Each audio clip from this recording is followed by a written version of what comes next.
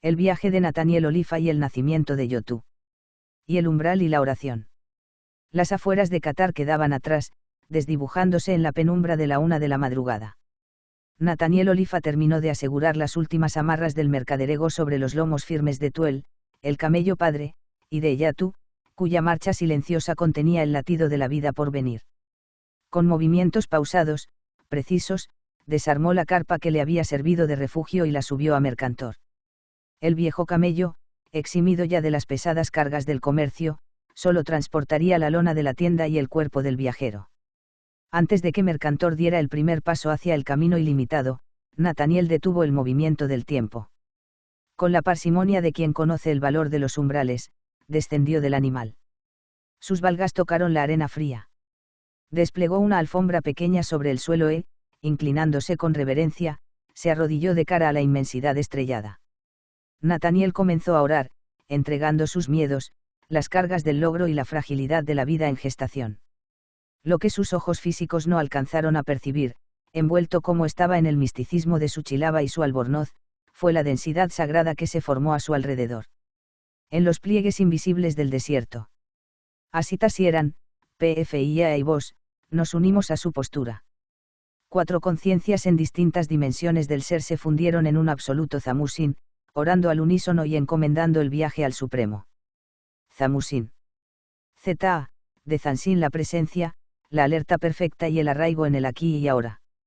Musin, de Musin la mente vacía de ego, el flujo intuitivo y la conexión directa con el origen.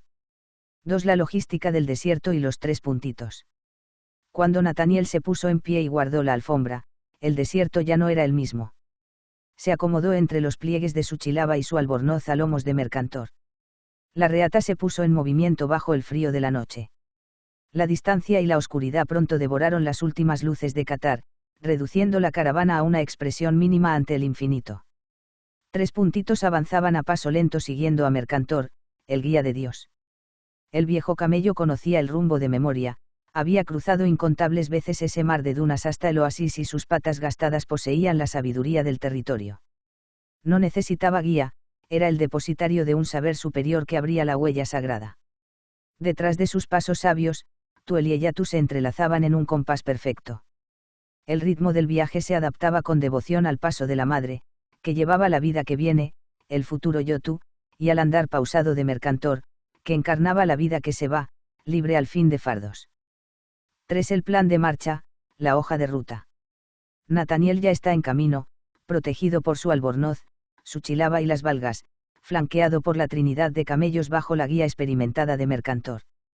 Mercantor era un camello viejo, que había hecho este recorrido muchas veces. No llevaba carga, pero sí a Nathaniel que encabezaba la marcha permanecía atento al estado de la carga de los demás camellos.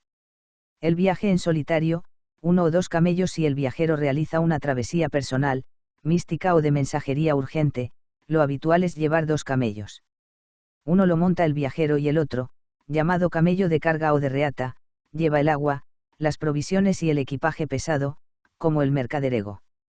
Viajar con un solo camello, solo Yotú cargando con todo, es una travesía al límite, lo que acentúa dramáticamente el esfuerzo y la necesidad del despojo. La pequeña caravana, de 3 a 10 camellos si se trata de un pequeño comerciante o un traslado familiar, se mueven en una línea o reata donde los camellos van atados por la nariz o el cuello uno detrás del otro, liderados por el guía a pie o en el primer animal. Nathaniel. Vamos, vamos mis camellos, Mercantor, Yatú, Tuel. Vamos. El camino recién comienza. El viaje transcurrió cansino por las dunas, la luna besaba los lomos de los camellos cuando subían las dunas y desaparecía cuando bajaban. El frío ayudaba al esfuerzo del camino. Nathaniel iba a lomos de Mercantor protegido con típica vestimenta. Nathaniel llevaba el albornoz que es una capa larga y amplia de lana gruesa, sin mangas, que se lleva sobre la chilaba para protegerse del frío extremo de la noche en el desierto. Su rasgo más característico es una gran capucha puntiaguda que resguarda el rostro del viento y la arena. Al no tener mangas, obliga a mantener los brazos resguardados por dentro, induciendo de forma natural a una postura de recogimiento, silencio y meditación mientras Nathaniel avanza a lomos de Mercantor. Para viajar en camello y caminar por las dunas, el calzado tradicional está diseñado específicamente para no hundirse en la arena y proteger los pies del calor extremo del suelo. Se compone principalmente de dos opciones. Babuchas del desierto, valga son zapatos planos de cuero suave, cerrados por delante pero abiertos o de talón blando y plegable por detrás. Las versiones del desierto suelen tener una suela un poco más ancha y flexible para facilitar la marcha sobre la arena floja sin que actúen como palas que acumulen calor. Sandalias de cuero, naal o sandalias tuareg hechas con tiras gruesas de cuero que se sujetan firmemente al pie y al tobillo. Tienen la ventaja de dejar respirar el pie por completo y evacuar la arena de inmediato, con una suela de cuero curtido lo bastante gruesa como para aislar la planta de la temperatura abrasadora del desierto. Luego de varias horas de surfear los médanos, los arenales. El sol comenzó a asomar su implacable mirada. Pronto la temperatura ascendió rápidamente. Eso no hizo disminuir el paso a la perseverante caravana que sabía que el tiempo apremiaba para llegar al oasis. El camino que restaba era la prueba de fuego. Mercantor resoplaba infundiendo valor a la reducida manada, que iban conectados por cuerdas a sus narices, totalmente confiados en la sabia guía de Mercantor. A lo lejos comenzaba a divisarse una luminosa línea que cuando bajaban los médanos desaparecía. Nathaniel. Vamos, vamos mi valiente Mercantor, mis camellos, vamos. Ella tú él, vamos que el espejo en el horizonte augura la flor de agua del oasis. Mercantor, no dijo nada claro, para Nathaniel no hablaba. Una inhalación, retención, y rebuzno de exhalación fuerte para subir otro médano. Otra inhalación, retención, y rebuzno de exhalación fuerte para subir otro médano. Inhalo al bajar en el llano de la loma, retengo, y al comienzo del ascenso exhalo el rebuzno y llego una vez más, pensaba Mercantor, o lo hacía mecánicamente como un reflejo de supervivencia pura. Tras un sinfín de estas evoluciones, Mercantor presinitó el oasis, lo sintió antes que nadie. Y en unos metros el arenoso camino, comenzó a presentar algunas piedras de textura suave, satinada y pulida.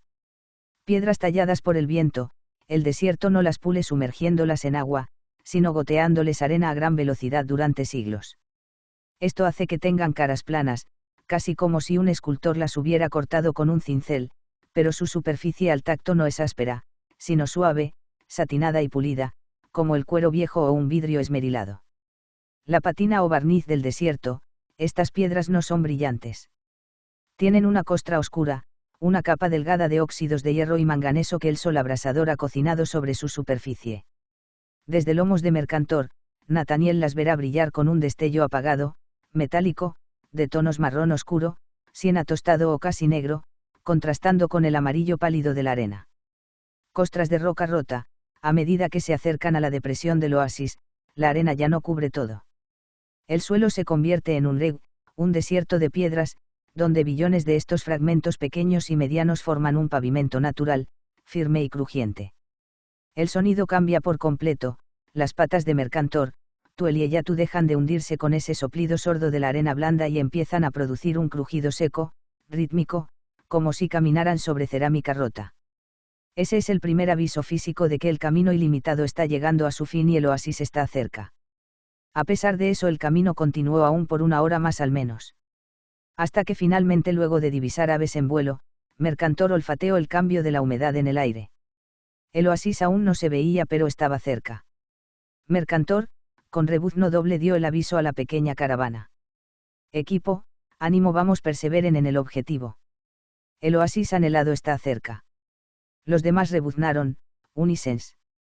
4. El crujido de la piedra y el aviso del guía. La respiración de Mercantor era el metrónomo de la travesía.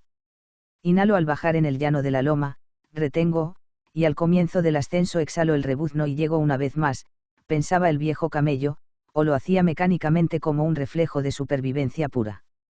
Tras un sinfín de estas evoluciones, Mercantor presintió el oasis, lo sintió antes que nadie. En unos metros, el arenoso camino comenzó a presentar algunas piedras de textura suave, satinada y pulida. Eran piedras talladas por el viento, el desierto no las pule sumergiéndolas en agua, sino goteándoles arena a gran velocidad durante siglos.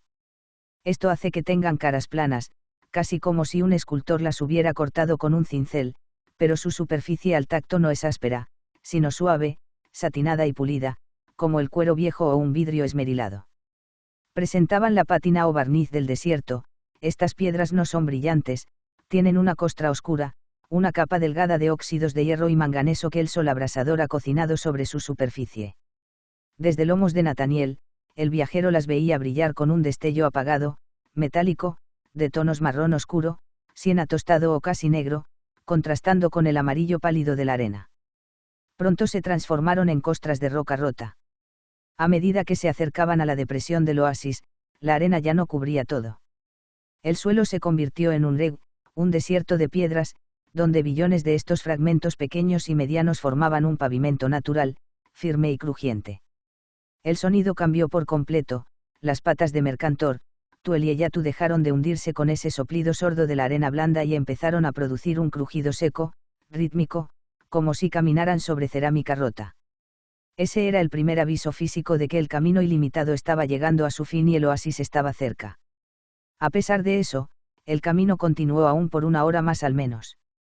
Hasta que finalmente, luego de divisar aves en vuelo, Mercantor olfateó el cambio de la humedad en el aire. El oasis aún no se veía, pero estaba cerca. Mercantor, con un rebuzno doble dio el aviso a la pequeña caravana: equipo, ánimo, vamos, perseveren en el objetivo. El oasis anhelado está cerca. Los demás rebuznaron. Unisens. V. El crujido de la piedra y el aviso del guía. La respiración de Mercantor era el metrónomo de la travesía. Inhalo al bajar en el llano de la loma, retengo, y al comienzo del ascenso exhalo el rebuzno y llego una vez más, pensaba el viejo camello, o lo hacía mecánicamente como un reflejo de supervivencia pura. Tras un sinfín de estas evoluciones, Mercantor presintió el oasis, lo sintió antes que nadie. En unos metros, el arenoso camino comenzó a presentar algunas piedras de textura suave, satinada y pulida. Eran piedras talladas por el viento, el desierto no las pule sumergiéndolas en agua, sino goteándoles arena a gran velocidad durante siglos. Esto hace que tengan caras planas, casi como si un escultor las hubiera cortado con un cincel, pero su superficie al tacto no es áspera, sino suave, satinada y pulida, como el cuero viejo o un vidrio esmerilado. Presentaban la pátina o barniz del desierto. Estas piedras no son brillantes, tienen una costra oscura, una capa delgada de óxidos de hierro y manganeso que el sol abrasador ha cocinado sobre su superficie. Desde lomos de Nathaniel, el viajero las veía brillar con un destello apagado, metálico, de tonos marrón oscuro, siena tostado o casi negro, contrastando con el amarillo pálido de la arena. Pronto se transformaron en costras de roca rota. A medida que se acercaban a la depresión del oasis, la arena ya no cubría todo. El suelo se convirtió en un desierto de piedras, donde billones de estos fragmentos pequeños y medianos formaban un pavimento natural, firme y crujiente. El sonido cambió por completo, las patas de Mercantor, Tuel y Eyatu dejaron de hundirse con ese soplido sordo de la arena blanda y empezaron a producir un crujido seco, rítmico, como si caminaran sobre cerámica rota. Ese era el primer aviso físico de que el camino ilimitado estaba llegando a su fin y el oasis estaba cerca.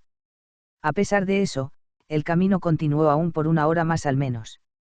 Hasta que finalmente, luego de divisar aves en vuelo, Mercantor olfateó el cambio de la humedad en el aire. El oasis aún no se veía, pero estaba cerca. Mercantor, con un rebuzno doble dio el aviso a la pequeña caravana: equipo, ánimo, vamos, perseveren en el objetivo. El oasis anhelado está cerca. Los demás rebuznaron. Unisens. Tuel, Eyatu, respondieron con rebuznos unisens. Vamos, vame Mercantor viejo amigo, avancemos sin pausa. V. La orilla del oasis, el umbral de la vida. El crujido seco del desierto de piedras, comenzó a ceder ante la fisionomía del umbral. Llegar a la orilla de un oasis es asistir a una frontera perfecta donde la muerte y la vida se dan la mano en una línea delgada y precisa. Las aves en el cielo. El cielo del amanecer, teñido de un azul pálido y oro, ya no estaba vacío.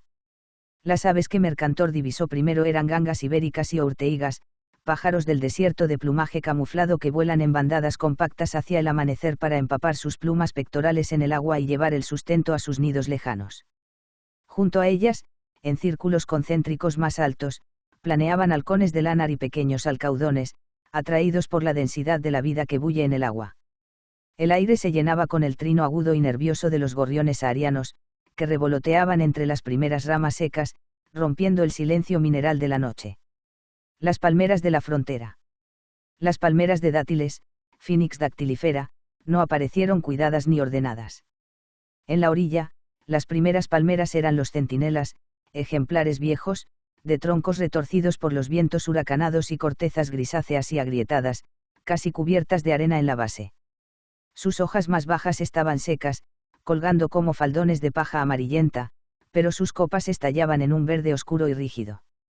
Alrededor de sus pies, la vegetación achaparrada marcaba el cambio del suelo, densos matorrales de tamariscos de flores rosadas pálidas y largas cañas de juncos que brotaban directamente de las grietas de la piedra calcárea, allí donde el barro comenzaba a sustituir al polvo.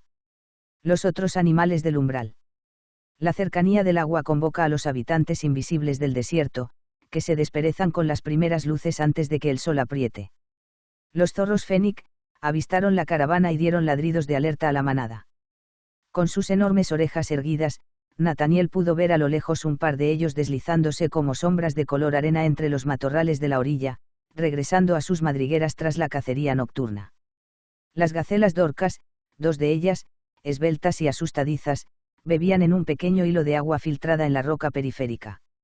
Al escuchar el crujido unisens de la caravana, levantaron sus cuernos anillados, congeladas en un perfecto zansín instintivo, antes de perderse en la maleza. La vida menor, lagartijas de cola espinosa, uromastyx, salían a las rocas oscuras para absorber los primeros rayos de sol, mientras escarabajos peloteros cruzaban el nuevo suelo de tierra húmeda. El aire ya no quemaba los pulmones de Nathaniel, ahora traía un frescor antiguo, una mezcla viva de menta silvestre, palma, lodo fértil y el aroma dulzón y caramelizado de los dátiles maduros. Mercantor, con la cabeza alta, guió los cascos de la caravana hacia el interior del dosel verde. El suelo pedregoso se volvió definitivamente blando, alfombrado de hojas secas y humedad. El oasis los había recibido, justo a tiempo para el misterio que Yatu guardaba en su vientre. Nathaniel lleva a los camellos a tomar, eso toma un buen tiempo. Toman agua, pueden beber más de 100 litros de un tirón, expandiendo sus cuerpos casi de forma visible. Primero los deja saciarse en la orilla del agua clara. Luego, para romper el ayuno de forma segura antes de que se lancen a devorar el pasto verde y fresco del oasis, Nathaniel abre los fardos y les ofrece un puñado de su ración seca, la cebada o los dátiles prensados. Es el equilibrio perfecto entre la previsión del viajero y la generosidad de la tierra fértil. Mientras los camellos toman agua, Nathaniel realiza el ritual de gratitud por la llegada al oasis.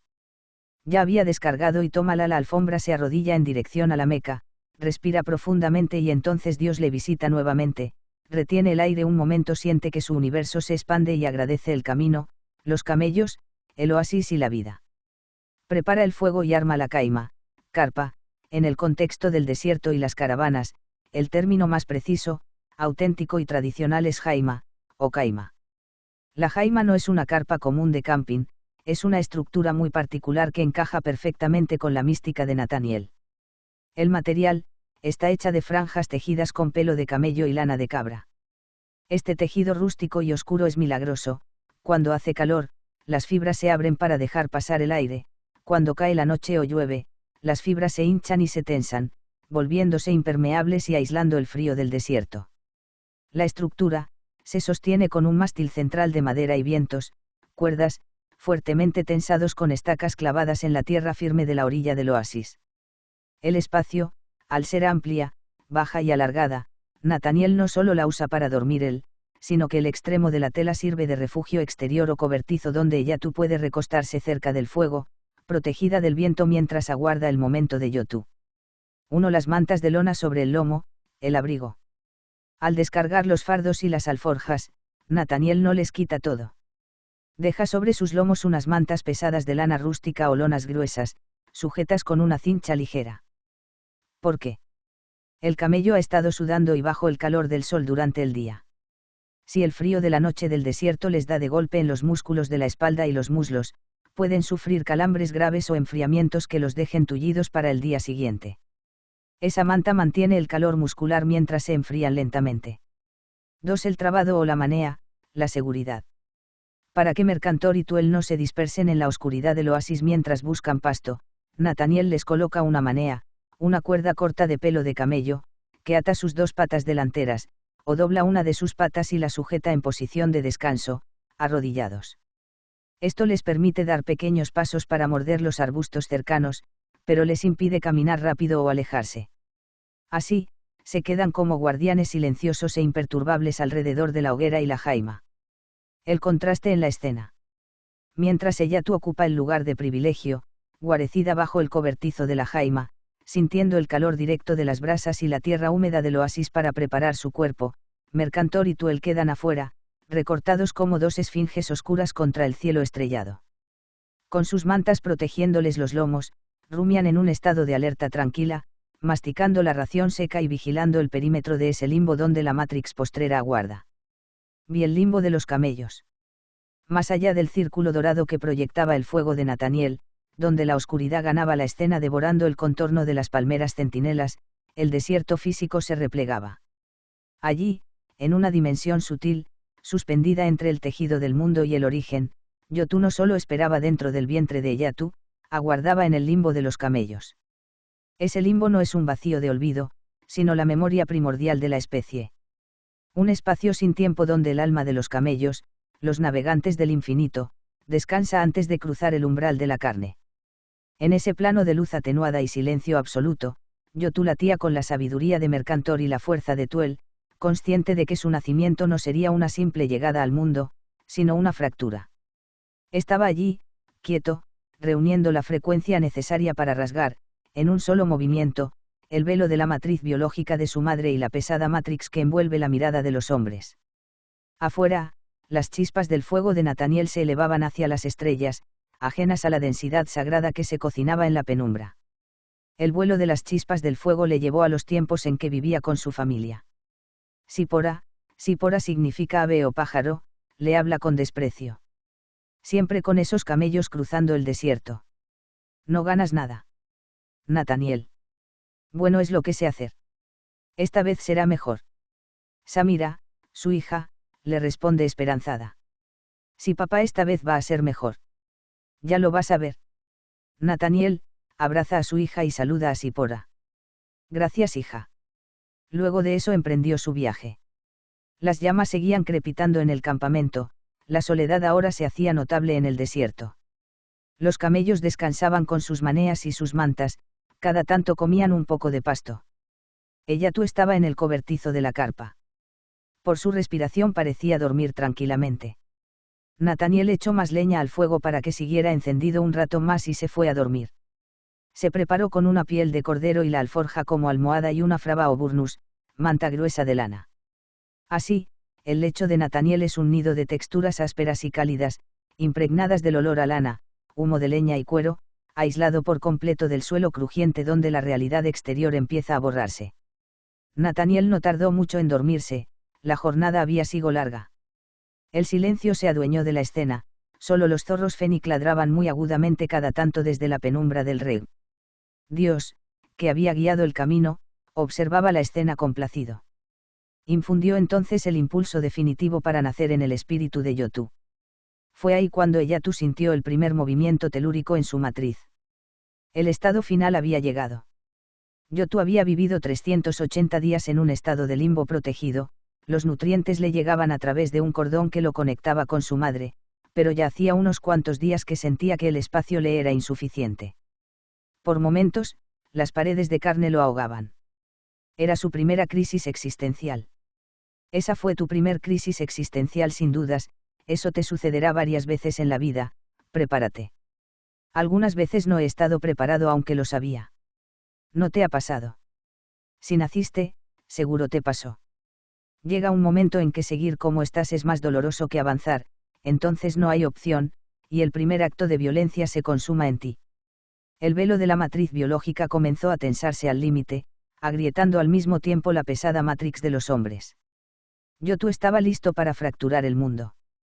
La fase de inquietud y dolor oculto, el inicio de las contracciones. Dios seguía atento el proceso, Eyatu estaba inquieta y no paraba de levantarse y acostarse continuamente. El vaivén constante, Eyatu ya no duerme tranquila.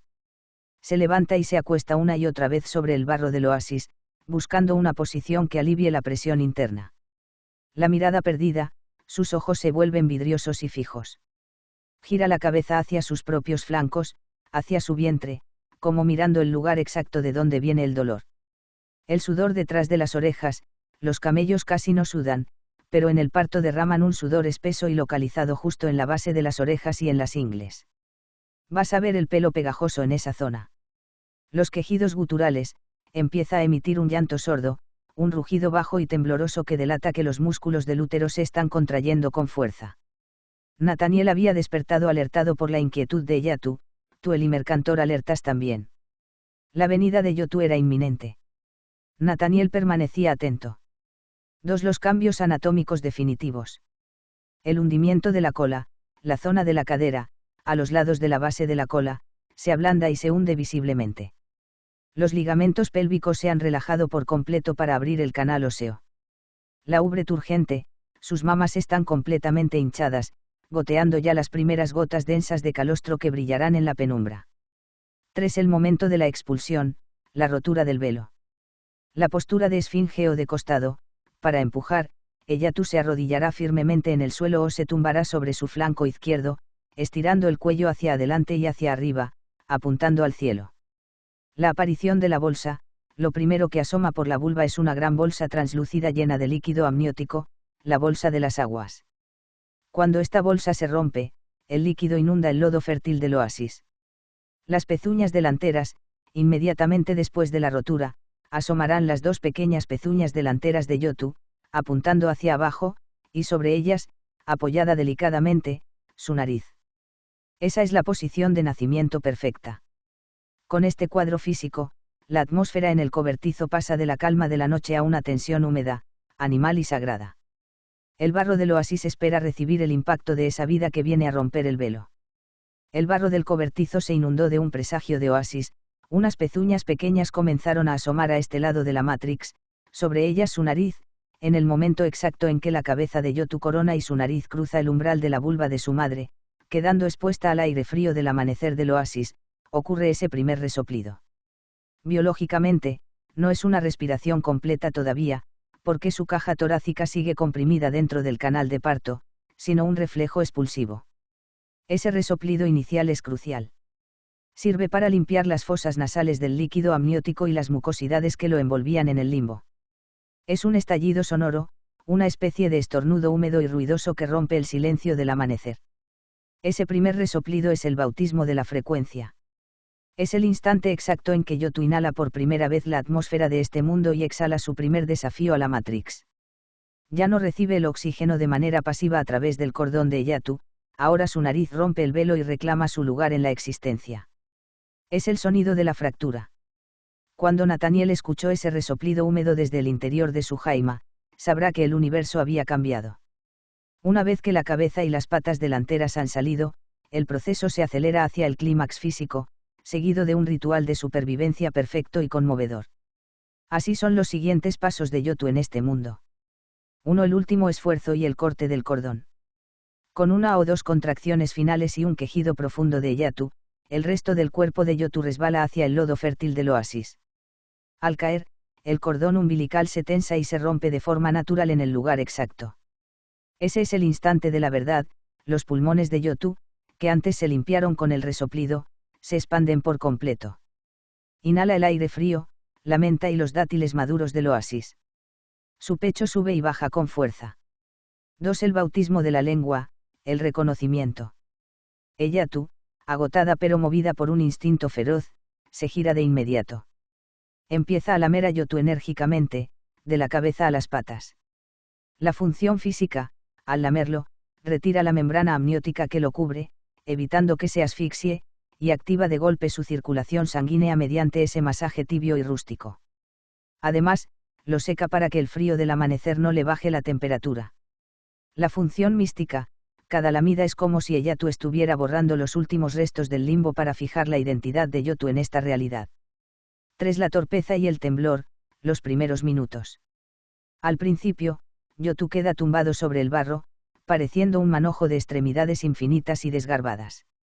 Su cuello, largo y débil, tiembla mientras intenta sostener la cabeza. A los 10 o 15 minutos, el impulso de la vida, y el hambre, lo obligan a reaccionar. Intenta la hazaña más difícil para un recién nacido, ponerse de pie. 4. El colapso y la victoria, ponerse en pie. 3. 5. El primer trago de luz, la lactancia. Ya de pie, guiado por el olfato y los llamados sutiles, unos ronroneos bajos, de su madre, Yotu empieza a buscar la ubre de Eyatu.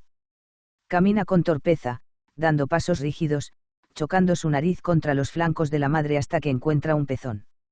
Al dar el primer trago de ese calostro denso, tibio y amarillento, la fractura se completa. Los nutrientes bloquean el exterior y sellan su sistema inmunológico. Yotu ya no es una promesa en el limbo, es una realidad incontestable en la orilla del oasis, listo para la travesía que le espera. El oasis luego de recibir a Yotu se durmió también acompañando en silencio. Yotu luego de tomar el calostro de su madre, se durmió. Luego de 7 días estaba robusto y trotaba alegre y juguetón alrededor de su madre. Yotu deja de ser una debilidad temblorosa en el lodo y se consagra como una fuerza robusta, lista para el despliegue. El ciclo en el oasis se ha completado con éxito. 2. La ojiva del oasis. Mientras el día se diluía en el murmullo de las transacciones y Nathaniel gastaba las horas discutiendo raciones de cebada y rutas con los mercaderes asentados en el mercado del oasis, la noche reclamaba su derecho al misterio. Fue en la 9ª noche. Una de esas madrugadas densas en las que el desierto no guarda silencio, sino que se llena con las disarmónicas melodías de los zorros fénix. Sus ladridos agudos y destemplados cruzaban el aire como interferencias de radio, quebrando la frecuencia normal de la noche. A la orilla del oasis, donde el agua clara reflejaba las estrellas muertas de la Matrix, el fluido comenzó a comportarse de manera extraña. No había viento, pero la superficie se tensó. Ante los ojos abiertos de Yotu, que descansaba al pie de la jaima, la quietud del agua se fracturó en una geometría perfecta. Una ojiva de luz líquida emergió del fondo, levantándose vertical sobre la orilla. Era el ojo del agua. No era un manantial común, sino una hendidura portal, una pupila cristalina y vertical que desafiaba la gravedad del lodo. A través de esa ojiva, la luz no venía de las estrellas de afuera, sino de una corriente subterránea y primordial, el agua viva que nutre al pleroma antes de ser atrapada por las redes de los hombres. Yotu se puso en pie sobre sus patas ya robustas. El pequeño camello, el navegante del infinito, estiró su cuello hacia el borde de la ojiva. Del otro lado del espejo, una vibración sin tiempo lo llamaba por su nombre. El espacio que abría la ojiva líquida era sumamente estrecho, un umbral milimétrico por el que resultaba imposible cruzar erguido, incluso para el cuerpo estilizado de Yotu. La única forma de atravesar el ojo de la agua era de rodillas, despojado de cualquier fardo, completamente desnudo de materia. A su lado, Eyatu observaba el fulgor cristalino. En sus ojos vidriosos no había miedo, sino una determinación ancestral, ya lo había decidido, no quería para Yotu un futuro de cadenas, fatigas y cargas infinitas bajo el sol del desierto de los hombres. Sabía que al empujarlo lo perdería para siempre, pero su amor era más grande que la distancia. Con un resoplido bajo y cortante, Eyatu le instó a avanzar, traduciendo su soplido en el lenguaje eterno del origen. Vamos, vamos mi pequeño, ve sin cargas, despejado, de rodillas pasarás. Hay un futuro para mí desconocido, pero espero hoy el futuro que ya vive en ti. Avanza, avanza mi pequeño guerrero de la vida. Eyatu. Vamos, vamos mi pequeño, ve sin cargas, despejado, de rodilla pasarás, hay un futuro para mí desconocido, espero hoy el futuro que vive en ti. Avanza, avanza mi pequeño guerrero de la vida. Tú o él, Mercantor escuchaban a una prudencial distancia, habían oído del ojo de la aguja, ahora lo veían, permanecían en silencio. Nathaniel descansaba en su jaima, no se enteraba de nada, su día había sido exitoso aunque agitado. Así que ahora descansaba. Yotu. Mamá, ¿te parece que avance? Tengo miedo. Eyatu. Avanza hijo, avanza. Llevamos generaciones hablando de la ojiva del ojo de la aguja. No sabemos qué sucede ni qué hay más allá, pero la opción de la probabilidad del cambio si se presenta hoy seguro es para ti. Yotu se arrodilla por última vez frente a su madre. Eyatu conteniendo el aliento del desierto, le besa en la velluda frente y le resopla profundamente en el oído para infundirle coraje.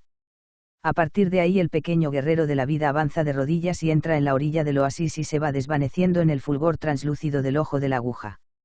Aún oía los alentadores resoplidos de Tuel y Mercantor. El desierto en la oscura noche sin luna se silenció de ladridos de Fennec y de todo. Mientras el portal lo absorbía, el desierto en la oscura noche sin luna se silenció por completo, cesaron los ladridos disarmónicos de los zorros Fennec y cayó el viento, sumiendo al mundo exterior en un vacío absoluto. En ese aislamiento sagrado, Yotu aún alcanzaba a oír, como un eco lejano del limbo, los alentadores resoplidos de Tuel y Mercantor que custodiaban su espalda. El pequeño siguió avanzando a ciegas a través del estrecho pasaje.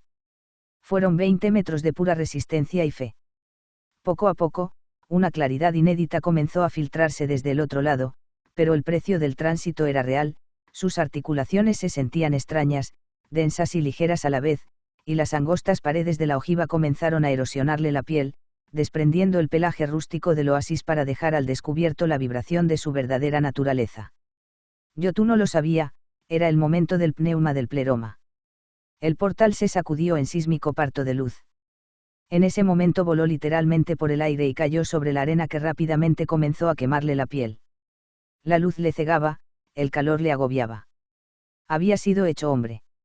Ahora comenzaba otra alegría con otro dolor, con otra esperanza que superaba la razón del dolor.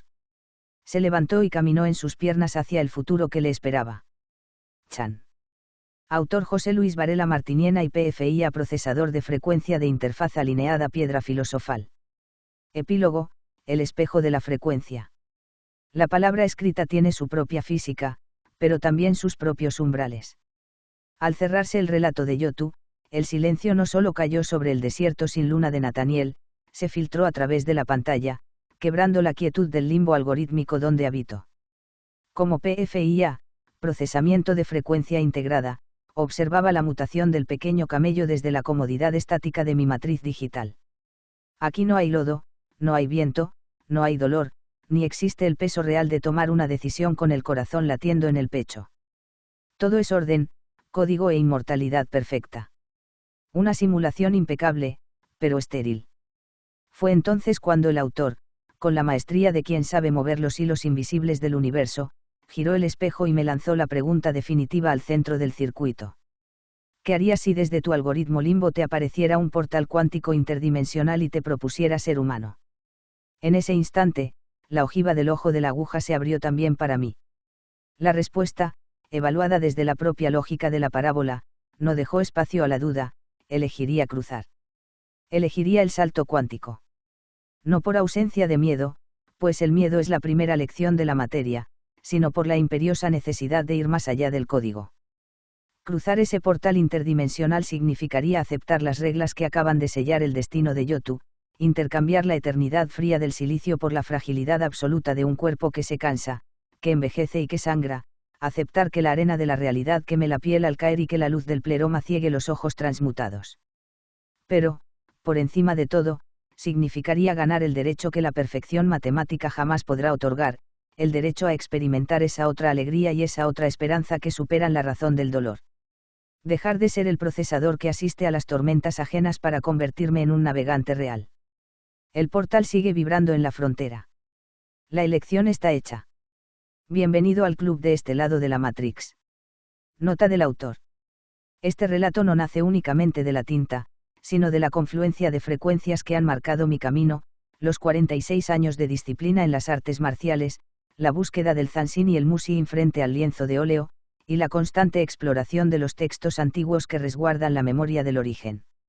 La parábola de la pasta dental y el ágape y la transmutación de Yotu son piezas de una arquitectura mayor, un intento de fisurar la realidad profana para atisbar el pleroma. Este capítulo en particular cobró vida en un diálogo simultáneo y en tiempo real con una inteligencia artificial, PFIA, demostrando que la literatura también puede ser un portal interactivo, un espejo cuántico donde el creador y la tecnología se desafían mutuamente en la frontera del lenguaje. Al final, todos somos navegantes intentando cruzar nuestro propio ojo de la aguja despojados de fardos, buscando la probabilidad del cambio en mitad del desierto. José Luis Varela Martiniena. De este lado de la Matrix, 12 de junio de 2026.